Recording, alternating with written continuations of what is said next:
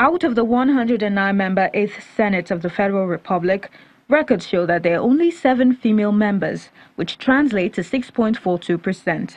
In the House of Representatives, only 17 out of the 360 members are women, representing a mere 4.72%. There are no female state governors, and in the state assemblies, women haven't fared much better.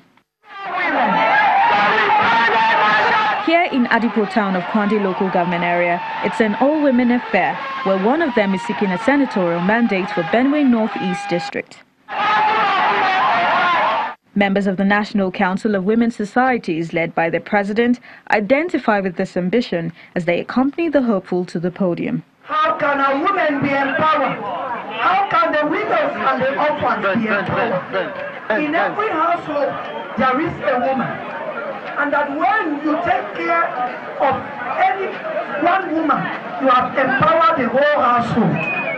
However, the women allege that their chances are greatly inhibited by the twin terrors of electoral violence and vote buying.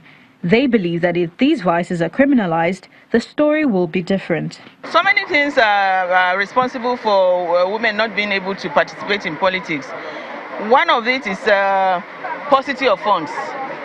Because politics in Nigeria is money politics. But I'm happy that I've heard that buying of votes will be criminalized. So if they do that, it will be very good for us. And secondly, there's too much violence in politics, and a lot of women are peaceful people. My call on all women is to know that we have a peculiar position in the society. Men, as good as they are, they don't find it easy allowing women to contest. And it's for we women to give ourselves that chance to prove to men that no matter whatever position give us, we will still be the mother there, the wife there, and the sister there. While women make up almost half of Nigeria's estimated population of over 196 million, this demographic does not reflect in the nation's politics.